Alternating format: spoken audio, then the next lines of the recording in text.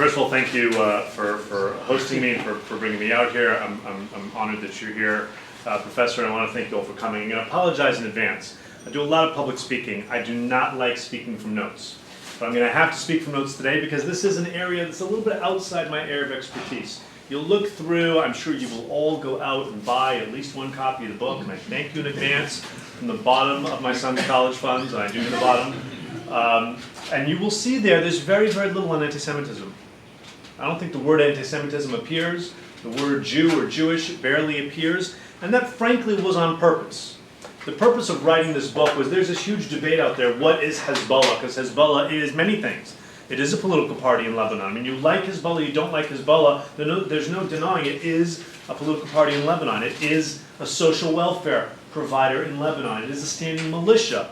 And there actually is a decent amount of literature out there on Hezbollah on all of those types of things. That is to say, the kind of public personae of Hezbollah. But if you looked, and I did, there was almost nothing out there on Hezbollah's international activities, its illicit conduct, ranging from terrorist plots to procurement of arms and weapons, including, by the way, a significant amount in Canada, logistical support, criminal activity, fundraising, all of those things across the board, including, of course, actual terrorist plots. And that just seemed to me strange. And so after 9 years of research and writing, this book came out, and the purpose was to focus explicitly on that conduct. At one point there was going to be a chapter on Hezbollah's communications elements and strategy, which would have included an element in anti-Semitism, but the book, which I expect would be very short, because after all, how much material do you really think you're going to collect on the covert side of an organization, right? The stuff that was out there before is all the overt stuff, that if you went and you interviewed someone from Hezbollah, they'd talk to you about it. This is the stuff you can't ask them about. In fact, one of the things that prompted me to write this book is, make a long story short, I was invited to attend a US government-sponsored conference by invitation only, but unclassified, for current and former US intelligence analysts on Lebanon, Hezbollah type of stuff. Not just Hezbollah, not just militancy. And when they got to the militancy part of things, speakers got up and they said, well, Hezbollah's never done any of the things around the world you're saying. They're just a political organization. They fight the Israeli occupation, and the Israelis don't like that. You Americans are close to the Israelis, so you call them terrorists, but they're not really. And this couldn't be farther from the truth. One speaker from Lebanon got up and said, what's my proof for this? I went and I got an audience myself with Hassan Nasrallah, the Secretary General of Hezbollah, and I asked him eye to eye, I said to him, yes, Sayyid, using his honorific, does Imad Mughniya, the purported head of Hezbollah's terror swing that the Israelis say exists, but I don't believe exists, says this academic, she says to him, to Nasrallah, does he exist? And Mughniya says no. And so she comes to this conference and says, I asked him, he said no, ergo Mughniya doesn't exist, QED. This is in 2003. Fast forward 5 years to 2008, when Imad Mughniya, who did exist, but whose existence was denied in life because he was the head of Hezbollah's covert terrorist organization. When you really think you go up to the guy and say, hey, I'm Imad Mughniya, and you want to have coffee anytime, I'm just down the street, that's not a very good covert activity. Embraced in death after the fact. So this is what prompted me to write the book, and I thought it'd be a very short book. It ended up being a much longer book. I didn't touch any of this stuff that we're going to talk about today. So when I was asked to do this, I actually had to think a little bit to see, do I have any material here? And I wonder if any of the unique material from the book might have some interesting things to say if I go through it again looking at it for something else. Because among the stuff I was able to collect by traveling the world and asking nicely and asking and pestering, whether it's here in Canada or the United States or Israel or Peru or Brazil or Singapore or the Philippines or Chile or Romania. I mean, around the world, every Western European country was a lot of documentation, including, for some of the older cases, some of them after 9/11 even, unique material including intercepted communications, intercepted letters. We'll get to some of that in a bit. Now, there wasn't as much on the anti-Semitic side in there that I thought I might have, but there was enough when I looked at it to have a conversation, and that's what I wanted to talk to you about, but you'll forgive me for referring closely to the notes. Look, here's the bottom line. After the Israeli invasion of southern Lebanon, which came just shortly after the Iranian Revolution in 1979, you had a confluence of events. I'm not going to go into them all in detail. You'll read the first chapters of the book. You'll know more than you ever wanted to know about the birthing of Hezbollah. At the time, though, what happened was Iran sent about 1,500 Quds Force officers, Pasdaran, into the Bekaa Valley, and they trained up these guys, Shia militants who had been affiliated with a variety, a motley crew of different radical Shia militant groups, and brought them together under this one umbrella. Interestingly, it was originally intended to be just an umbrella, but pretty quickly it became a very formal, structured, organized group as we now know it to be. In fact, it was almost from inception, even though that wasn't originally the intention. And you might think that the main things that the Iranians provided them was training on use this type of a weapon, and here's how you make an IED, and here's how you do this type of a bomb, and there was that too. But that wasn't necessarily the biggest contribution. The biggest contribution was indoctrination. Indoctrination to multiple things. First of all, the new idea within political Shi'ism of waliyat al-faqih, the idea of the rule of the jurisprudent. This was something that the Ayatollah brought with him in the revolution. Until then, Shia Islam in terms of politics was quite quietist. The idea was religious leaders will sit in the holy cities, calm, etc., and we'll leave the politics to the politicians. Comes the Ayatollah and says, no, only the people who are truly inspired by God can be ruling, and there is a waliyat al-faqih, there is rule of the jurisprudent, which means that if you follow this, that the supreme leader, in this case of Iran, is kind of the mouthpiece of Shia belief on earth, and you need to follow this person. Not all Shia subscribe to this, but Hezbollah does. Let's be clear, we can't say that every single foot soldier, every single person who gives $1, there's diffuse affiliation, but certainly at the higher levels of Hezbollah, this is the case. And that brought with them a whole bunch of different things, including some really nasty anti-Semitism. Remember that when the Israelis first came into southern Lebanon, and it didn't appear that they were going to stay very long, and they were kicking out the Palestinians, that the Shia in the south didn't like because the Palestinians were really nasty to them, the Israelis, the Jews, were greeted with rice and candies. That didn't last very long because the Israelis stayed longer than they should have, to be sure. But that kind of inherent anti-Semitism wasn't what we now know it to be. Now, over time, we also see shifts within Hezbollah's anti-Semitism. And we'll talk a little bit about how over time, at certain points, Hezbollah realized that sometimes anti-Semitism is just bad for the brand. Especially as, second trend, the globalization of media pushed the message farther maybe than they wanted it to go. It might have been a really useful message to galvanize and excite people at your grassroots, to give a lecture to a rally, but next thing you know, suddenly media from the Western media is covering your rally in the southern suburbs of Beirut, and you're being lambasted as anti-Semitic and nasty, and maybe that's not what you want.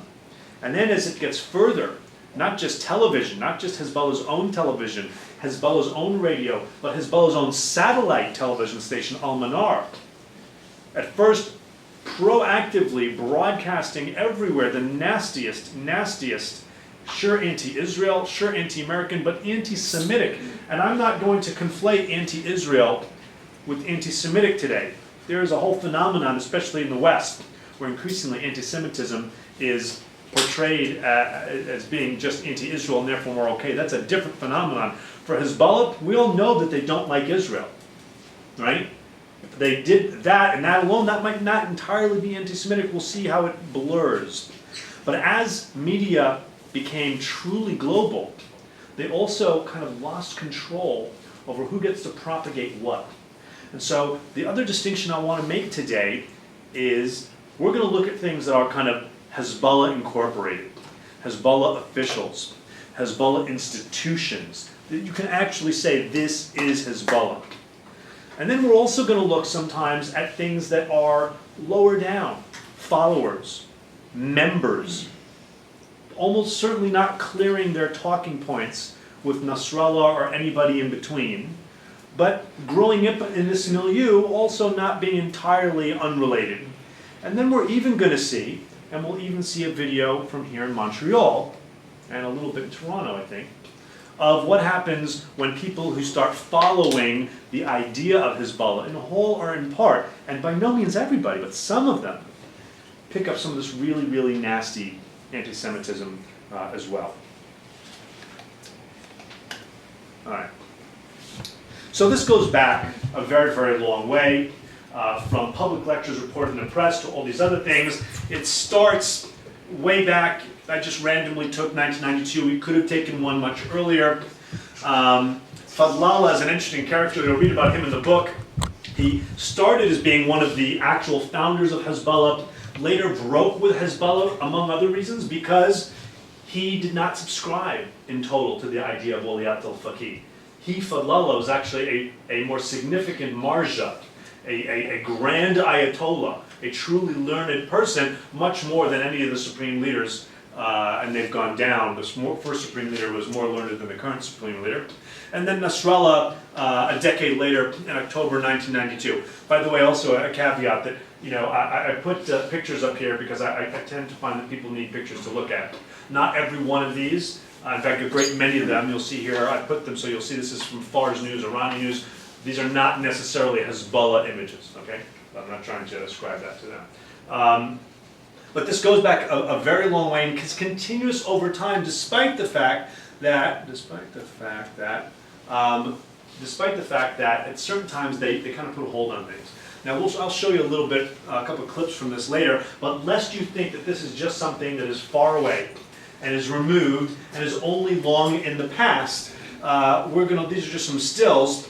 We're going to look at some of this where they're showing the Hezbollah flag. They're saying to the pro-Israel protesters, you see this flag, these guys are going to come get you.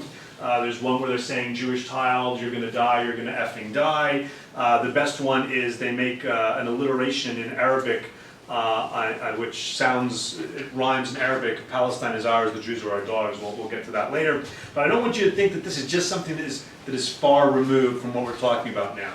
We talked about how this was, at a certain point, bad for the brand. Okay.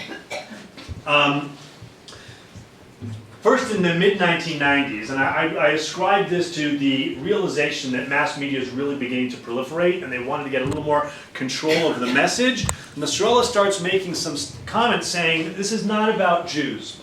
This is about Israel. This is about Zionism. We don't accept Israel's right to exist, but this is not about Judaism, Jewish people, the Jewish religion.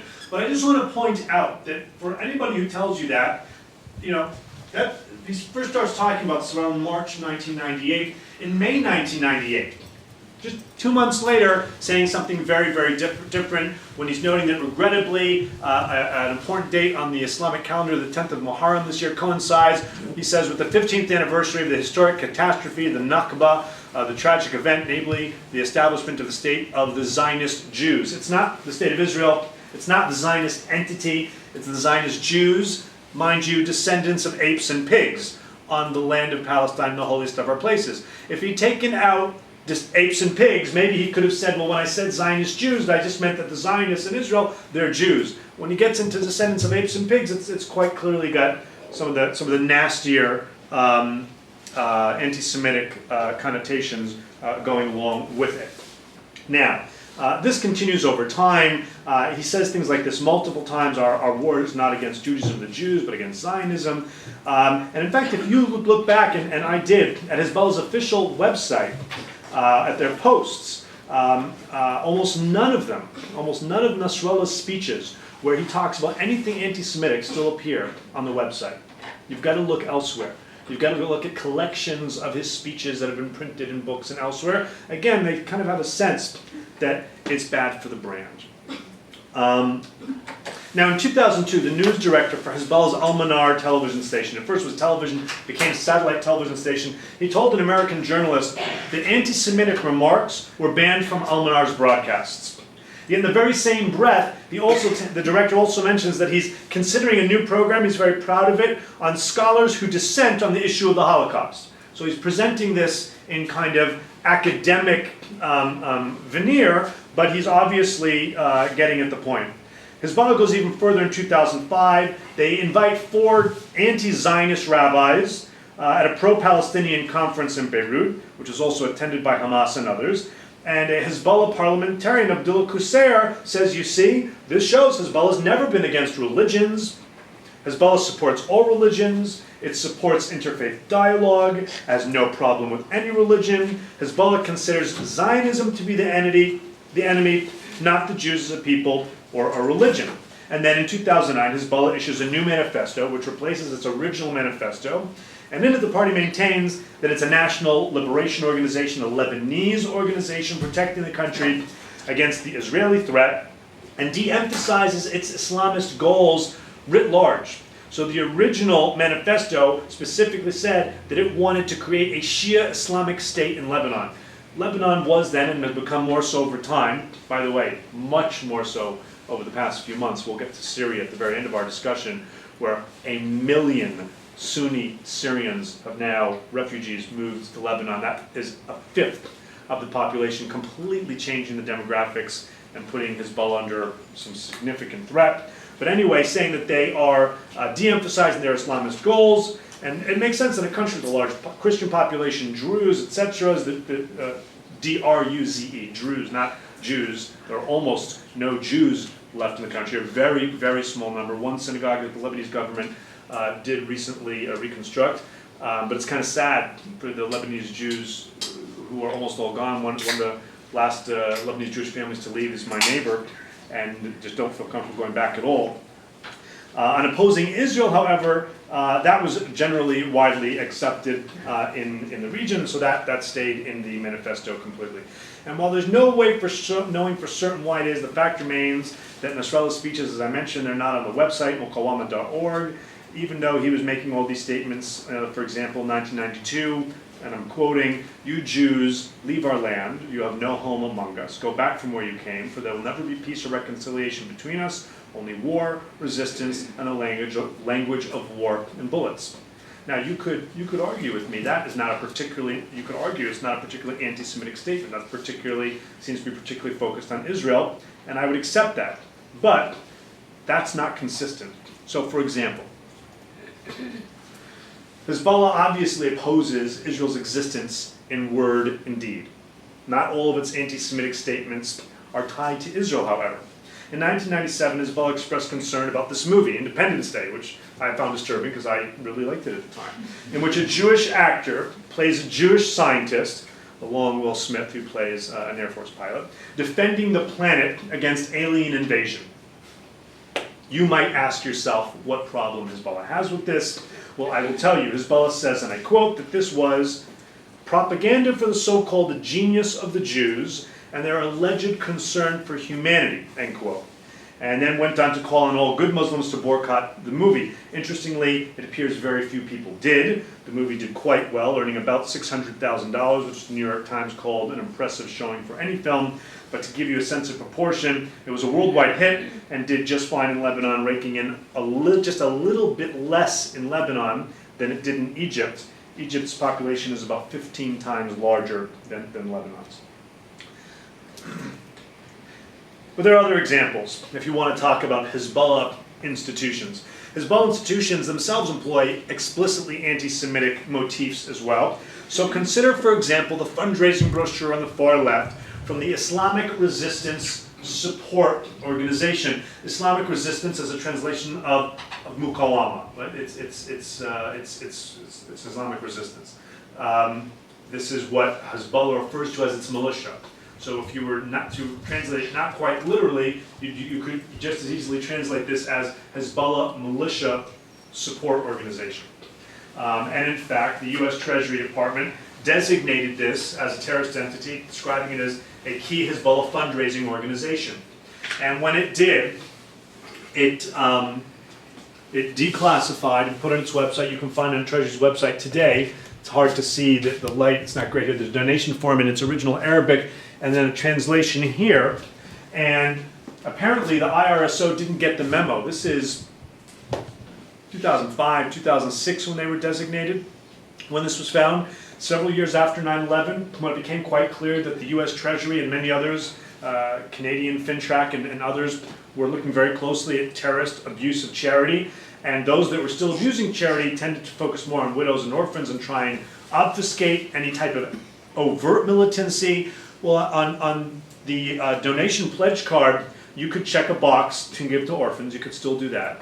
You could check a box to give, a monthly thing, adopt a child in need. You could check a box for bullets. You could check a box to fund a mujahid project. You could check a box to fund a jihadi.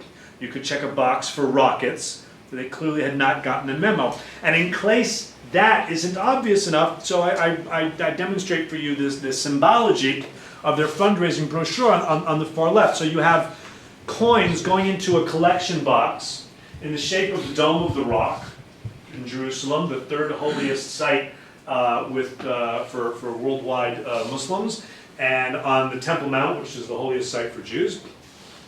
And on the front of it, you may not be able to see so well, but on the front panel of the octagon is Hassan Nasrallah himself in the black turban.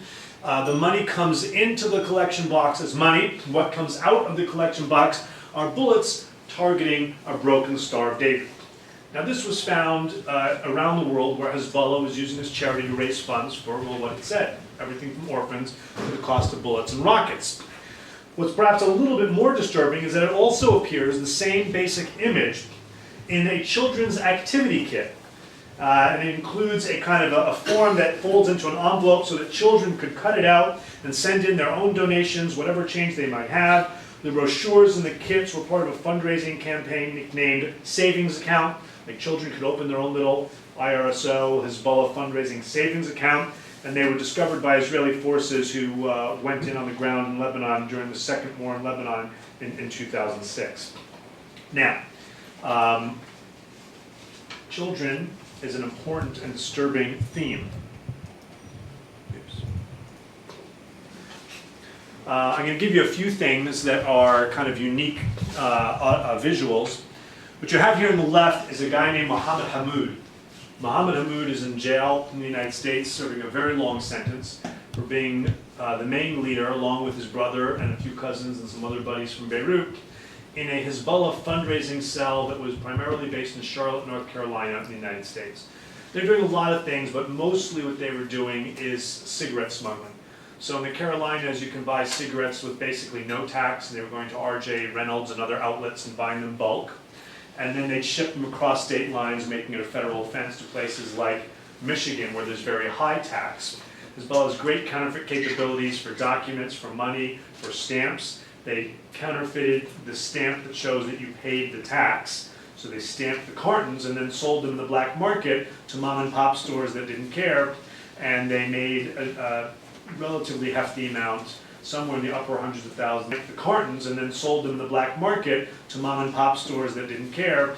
And they made a relatively hefty amount, somewhere in the upper hundreds of thousands, maybe millions, unclear exactly how much. It's unclear how much of it actually went to Hezbollah. Some of it they lived on, some of it they sent to their families, but at least some went to Hezbollah.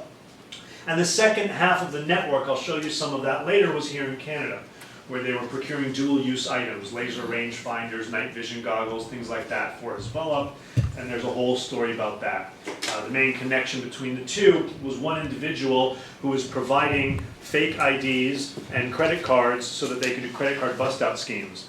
So, make a long story short, you can either have a counterfeit credit card, or I can go up to you and I can say, hey, you're about to graduate from McGill, congratulations. You're going to go home to some other country, Lebanon, whatever. Doesn't have to be Lebanon, doesn't have to be the Middle East. Tell you what, just give me your stuff, give me your credit cards and your social security, give me your ticket, and I'll pay it all off for you.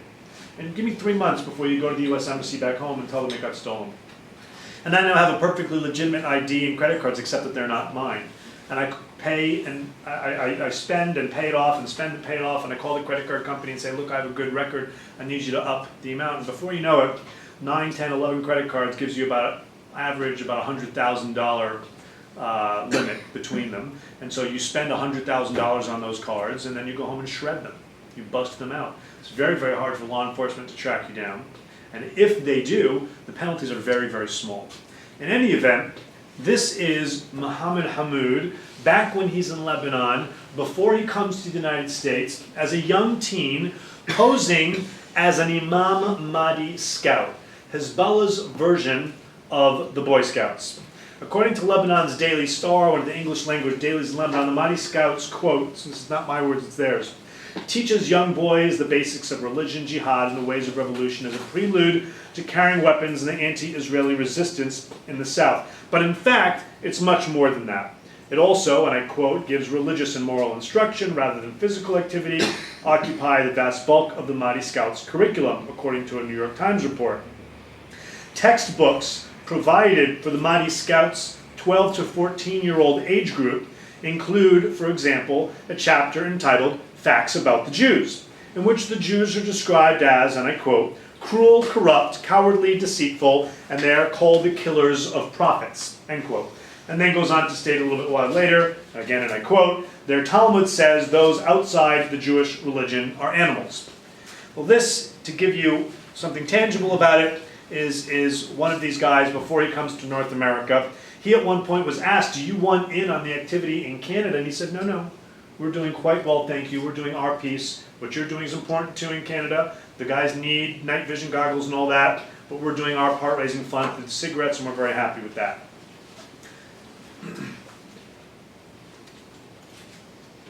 There are other ways in which the anti-Semitic tendencies have practical ramifications beyond raising funds for explicitly militant behavior or recruiting the next generation. For example, a fatwa, or a religious edict, that was issued by Shia clergy. We think it was Iranians for Hezbollah, we're really not sure. FBI reports this, but they don't say who it was. Provided Lebanese Shia drug dealers with a theological basis justifying their drug business with Western consumers, saying, we are making drugs for Satan, America, and the Jews. If we cannot kill them with guns, so we will kill them with drugs. And this was echoed in a 1994 FBI report, which talked about the same thing. Now, if you break down, if you kind of take a step back, and you try and break down the thematic Jew-hating that you see in this type of literature and in these organizations, it comes down to four basic categories. One is denigrations of Jewish character. Another is abuse of Judaism as a religion.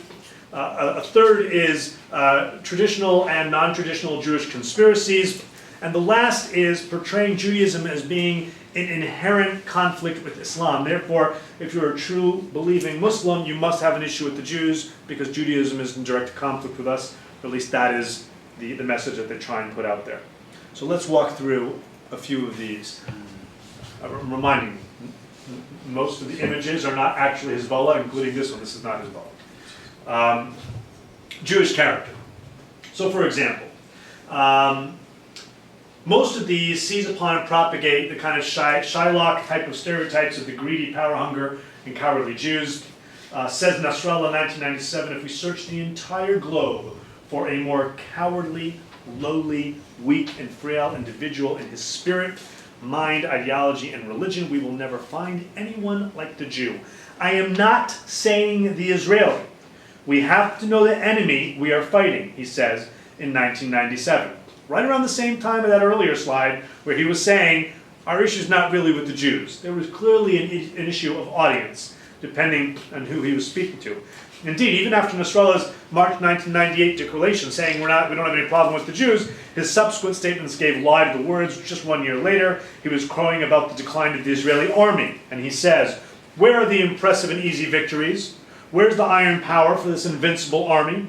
These questions are not an exercise in romantic delusions about a complete defeat for the Israeli army, but an unquestionable gateway to understanding the pace of degeneration, which has struck the psychological mindset that is absolutely dependent on power. Power is one of the most important aspects of the Jewish people. Power is an existential issue, even for the very identity of Israel. Jewish history embraces symbols like the story of Samson, who from defeat and death drew his last strength. I'll give you some more examples in a second about Hezbollah's twisting Jewish scripture, which frankly is also scripture for Muslims. It didn't, by the way, just take Nasrallah a full year to resume his anti-Semitic Jew bashing. Barely 2 months after his denial in the spring of 1998 that he was that Hezbollah had anything to do with Jews, was not anti-Semitic in the least. He gave a speech dedicated to the villainy and odiousness of the Jews, describing the Jews as descendants of apes and pigs. He decried Israel as a few million vagabonds from all over the world, brought together by their Talmud and Jewish fanaticism, and the list goes on. Then Judaism itself also comes in for a fair amount of abuse. Hezbollah officials and representatives have sought to discredit Judaism through misrepresenting the Jewish Bible, the Torah, and reviving the myth of Jewish blood libel. Hezbollah's Al-Manar satellite television station broadcasts several programs purporting to educate its viewers about the true nature of Judaism, as they put it. In one, Al-Manar displays pictures of Israeli leaders with the label terrorists, ending with these words, misrepresenting a quote from the book of Isaiah. And Hezbollah says that it says in the book of Isaiah, this is Hezbollah's quote, "When you enter a village, stab those you encounter, kill with a sword those you capture, pulverize children on sight, take homes by force, and rape the women," implying that this is what the Jewish Bible tells Jews to do. The original passage, if you want to check it, is verses 15 and 16 from chapter 13 of Isaiah.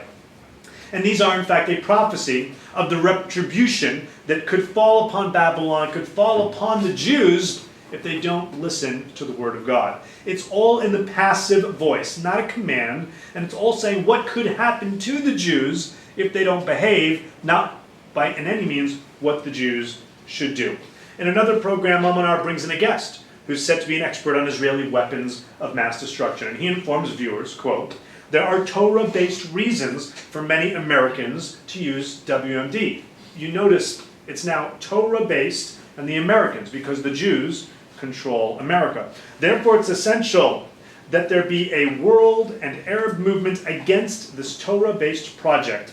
This is a Torah-based plan to finish all Islam, quote unquote. Judaism is frequently portrayed as an inhumane religion whose adherents seek to dominate and oppress the rest of the world. On a program in Al-Manar called Files, Sheikh al-Sabhuni, a leading cleric in northern Lebanon, warns in a show in April 2002 that Judaism, and I quote, is a project against all humanity.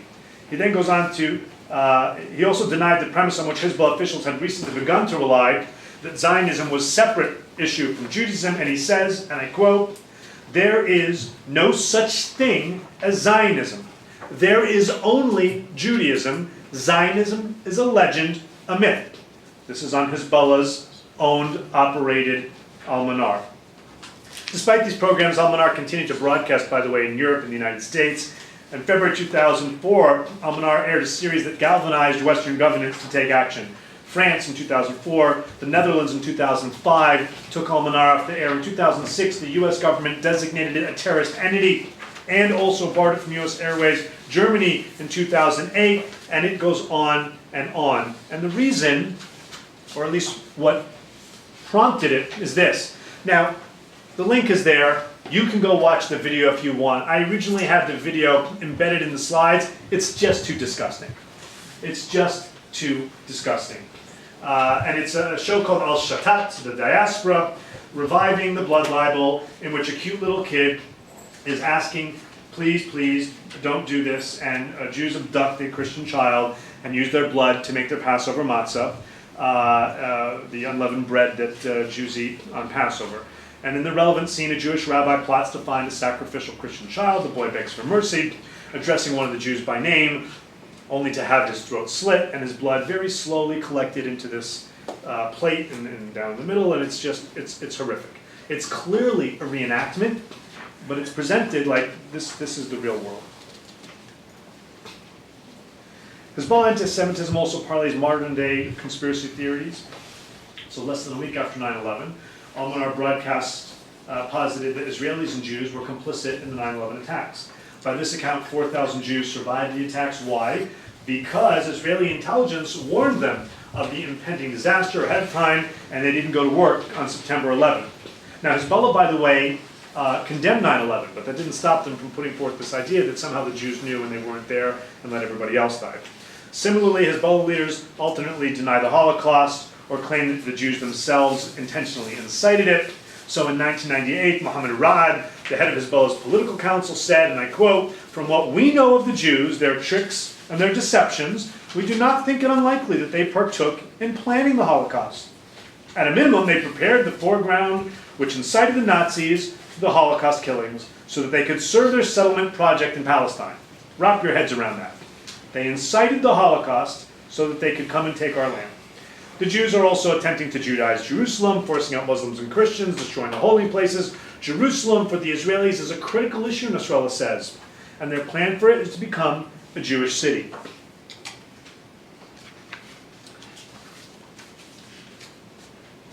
At times, Hezbollah tries to portray Judaism as being in conflict with Islam. An influential Shiite cleric credited as being one of Hezbollah's early ideological guides, we talked about him earlier, Sheikh Fadlallah, described Israel's supporters as a group which wants to establish Jewish culture at the expense of Islamic culture. And the country was meant to gather all the Jews to the world, to this region, to make it the nucleus for spreading their economic and cultural domination.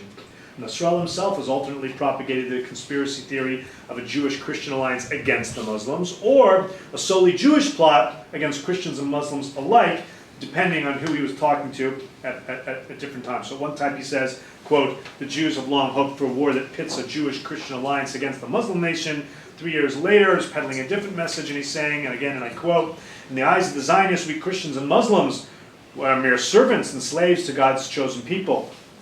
And so it tends to be specific to the audience at hand. Antisemitism in Al-Manar continues today, which the State Department just noted a few weeks ago in its annual report on human rights, which you can find on the State Department's website. Al-Manar aired a program just this year.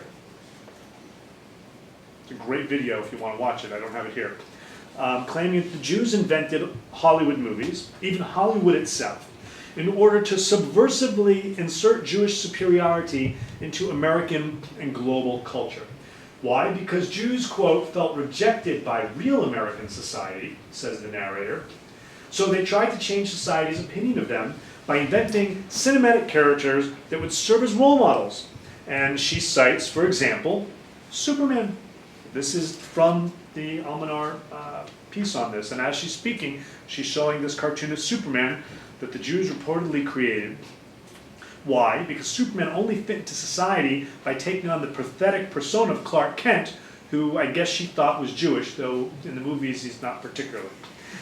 The Jews, according to the narrator, slyly implied that their weak public face hid some true superhuman identity. Quote, "Hollywood is a Jewish invention that changed the way Americans view America. Undoubtedly, the goal was to take over the greatest superpower in the world."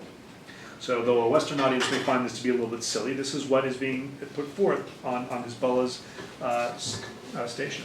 So let's go back to Canada. The trickle-down effect. Let's talk a little bit of Hezbollah's anti-Semitism as portrayed by its followers. We're outside now the formal structure of Hezbollah. We're outside Al-Manar.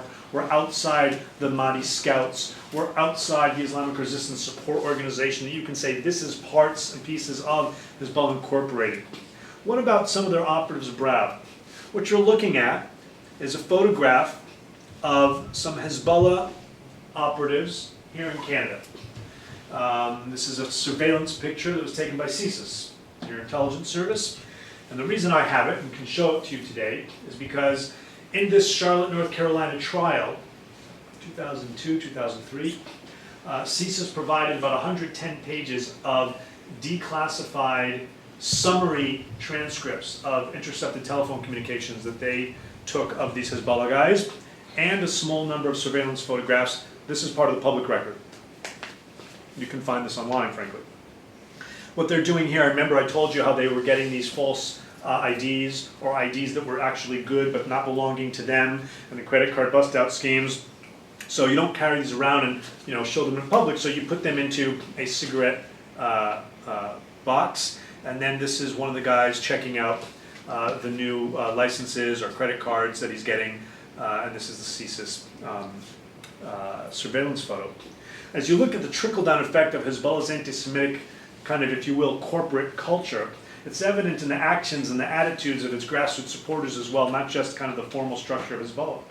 Even when the party's official stance denied any anti-Semitic leanings, insisting its beef was limited to Israel and Zionism, the shift has not always been reflected among its followers. In fact, this may be a factor as to how deeply ingrained anti-Semitism is in the culture of Hezbollah, and how this early on is developed in the development of young Hezbollah adherents, as we saw in the case of the Mahdi Scouts. And again, the head of the parallel element here grew up in the Mahdi Scouts. And so it shouldn't surprise that anti-Semitism is prevalent among Hezbollah's official members and operatives, but among their sympathizers and followers as well.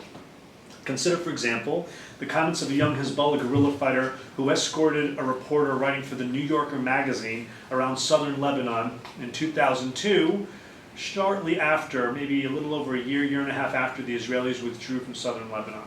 Looking out over the red-roofed houses of an Israeli community just over the border, and looking from southern Lebanon into northern Israel, the guerrilla informs the reporter, the Jews are sons of pigs and apes, as he points out down at the red-roofed houses.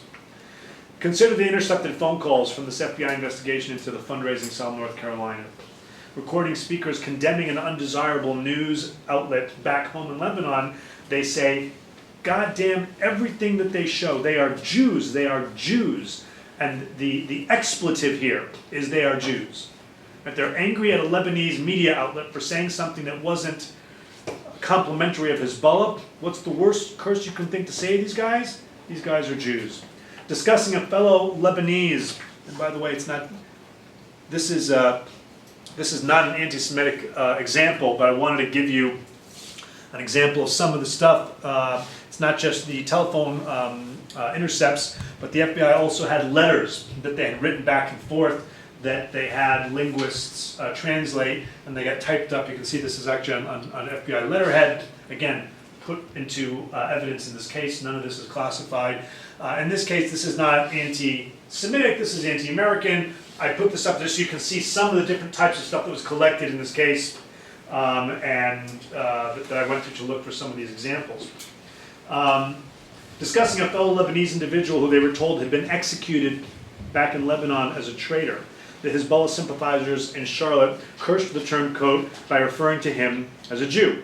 Evidence from the same North Carolina case includes propaganda videotapes. In one, Hassan Nasrallah lambasts then Palestinian Authority President Yasser Arafat for giving the land to the Palestinians, he says, to the Zionist Jews, the murderers, the savages, the racists who commit every crime against the people of Palestine. That's Nasrallah speaking on a video that Hezbollah prepared and that the Charlotte guys were airing in one of their Thursday night fundraising soirees they had in someone's living room, not every, but almost every week. A reporter for another magazine related a story about going paintballing in Lebanon with several Hezbollah fighters in 2012. One of whom showed off his marksmanship by firing bullets at a rope and saying with each shot, Yehud, Yehud, with each shot, Jew, Jew. Hezbollah's anti-Semitic rhetoric, however, echoes far beyond the immediate circle of its official militants and operatives, to include like-minded followers and sympathizers as well.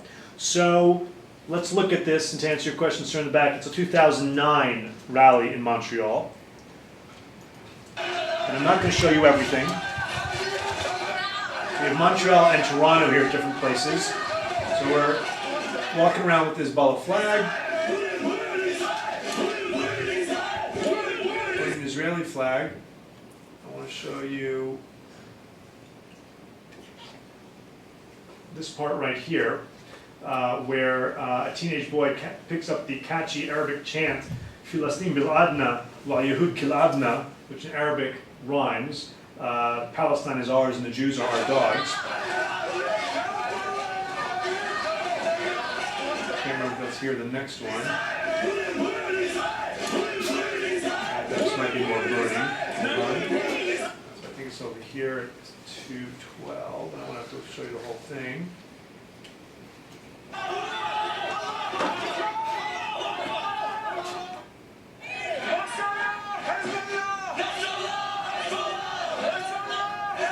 I'm not saying these guys are Hezbollah. You can't say that. They're clearly sympathizers, like-minded followers. All right.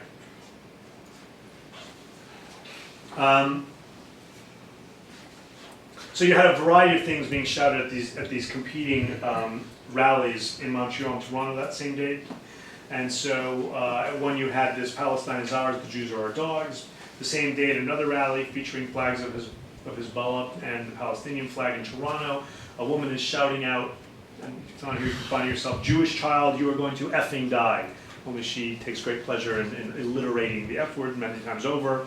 And it's a little bit disturbing in particular because it's targeting a child. If you take it to today, it's really interesting. What we're talking about is not just anti-Semitism. Anti-Semitism is a form of racism. Racism is the problem. And Hezbollah today, their biggest problem is not the Zionists, it's not the Israelis, and it's not the Jews. They like it to be, they try and make it some way to pretend to be, but their biggest problem are Sunni rebels. Their biggest problem is that they are not fighting in the south against Israel, they're fighting in the east in Syria. And this is boomeranging back to them in terrible ways, including terrorism targeting their communities. And I don't have much sympathy for Hezbollah, but I denounce those acts of terrorism as much as I denounce any other act of terrorism. There's no excuse for targeting civilians of any kind. But you now have a situation where if you look at the nasty, nasty racism that's cutting both ways, the Shia to the Sunni to the Shia, the only thing that they have in common is that they both don't like the Jews. And when they really want to get angry at each other, they say, you, Sunni, or you, Shia, you are worse than the Jews. And there are many different examples of that, including, for example, a variation, they'll be called the Safawi, which is kind of recalling the Safavid dynasty. Sunnis will call the Shia Safawi, which is supposed to be a derogatory, and sometimes as a neologism, they'll call them Sahyu Safawi, as in Sahyuni, that is Zionist, right? So you're Zionist Safavids, to imply a conspiracy that involves somehow involves the Jews. This ugly sectarian language, if you're interested, by the way, a colleague of mine, Aaron Zellen, two colleagues, Aaron Zellen and Philip Smythe, wrote a really excellent article for Foreign Policy online. You can go online and find it, walking through the nasty, nasty racist lexicon of what they're calling each other and what these things mean. It actually says a lot. It's really, really nasty stuff. And a lot of it, some of it includes things that they try and bring in the Jew, because there's nothing worse than showing that you're in tandem with the Jews. Today, the bottom line is Hezbollah is in a decent amount of trouble. It's in trouble because of its activities in Syria more than anything else. But this is coming on top of other things.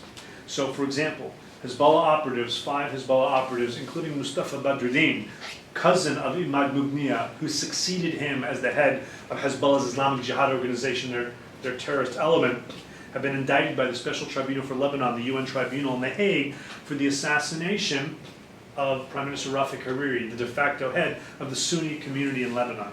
It's increasingly difficult for Hezbollah to get up and say publicly what it's been trying to put forward for several years now, especially since the Israeli withdrawal in 2000. And then again, after Hezbollah dragged Israel and Lebanon both into a war neither country wanted in 2006. And again, after Hezbollah took over downtown Beirut by force of arms in 2008, literally killing fellow Lebanese. The government of New Zealand, when they banned Hezbollah's military and terrorist wings, they specifically noted the takeover of downtown Beirut and killing fellow Lebanese as an act of international terrorism under New Zealand's definition. All of these, increasingly, with each action, 2000, 2006, 2008, Hezbollah had to increasingly try and push the idea that A, they are not terrorists, they are resistance, that this is a noble idea, and that they are protecting Lebanon from the Israeli enemy. Right now, as we speak, the new government in Lebanon is debating right now, will the policy statement of the new government include this tripartite statement? The people, the army, and the resistance. Will the new government give some type of umbrella to the idea of Hezbollah as the resistance, as if it's doing this for the government, and they're pushing back. They're also having a very hard time saying the other thing that they've been pushing very hard, which is, we do in Hezbollah only what is in the Lebanese interest. We never do things that are only in the interest of the Shia, our core constituent community, or Hezbollah, the party, or Iran, our primary external benefactors. It may be in those interests too, but we are acting in the Lebanese interest. Nobody can, with a straight face, in Hezbollah saying, we are acting in Lebanon and Syria in the Lebanese interest, given the way this is boomeranging back into Lebanon, kidnappings, suicide bombings, rocket attack, nasty, they're trying to say it, no one is buying it. This has led to a designation of Hezbollah's military and terrorist wings by the European Union. It's led to them being banned by the GCC. It's led to being banned by Bahrain, by Egypt.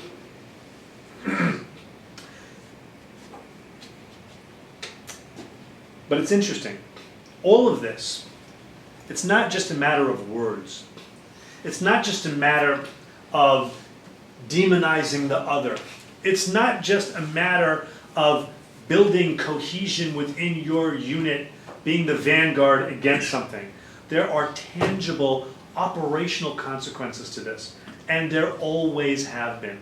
In the book, I collected over time lots and lots and lots of declassified information.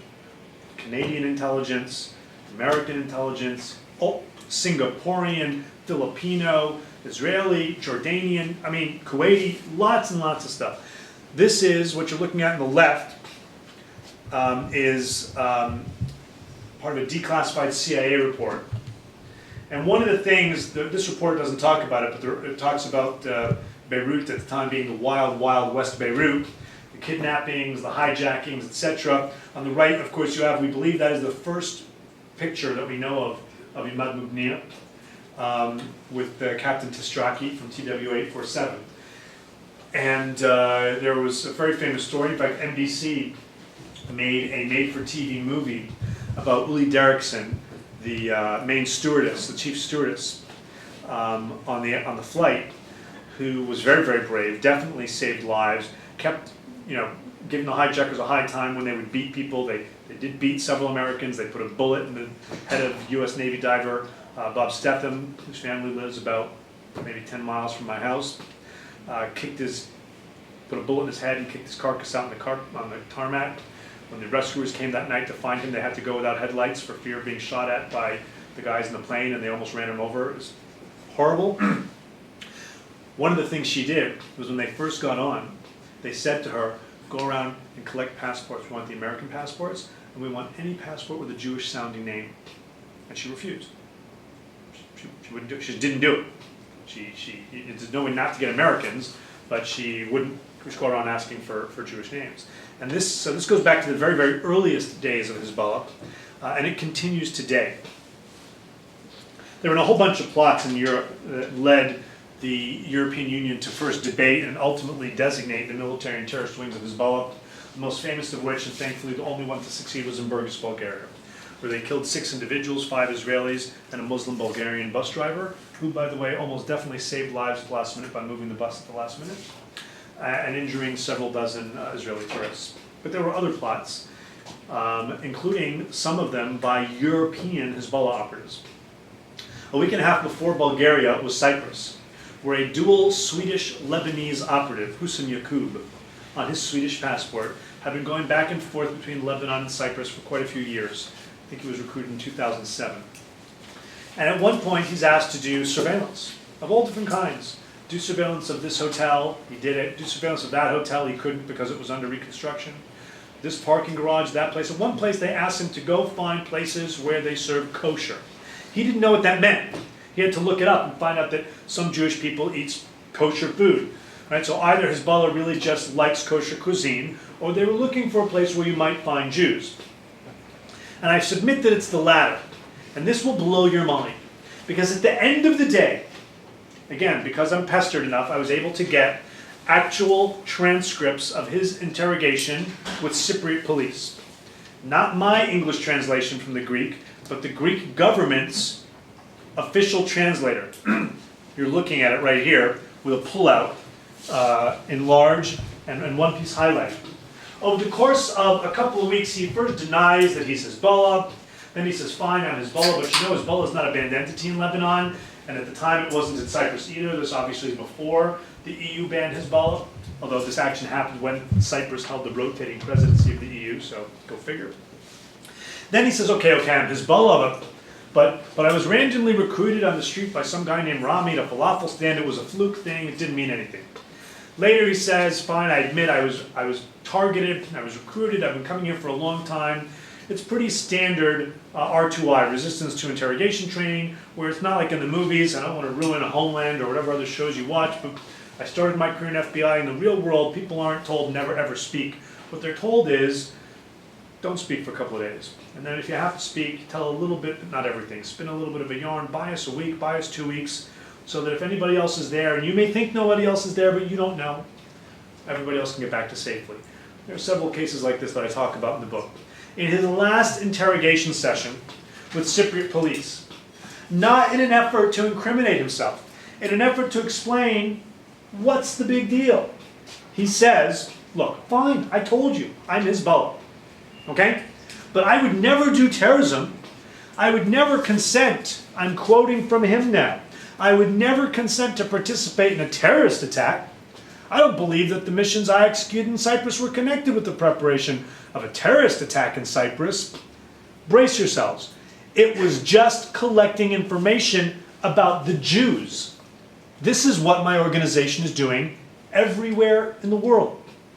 Not the Israelis, not the Zionists, but the Jews. This is pretty serious stuff. It'd be bad enough if this was just nasty, nasty racism to demonize the other. But it ends up having very, very tangible operational consequences as well. I want to thank you all for coming. I'm happy to take whatever questions you may have. Yes. And thank you. I want to ask a question.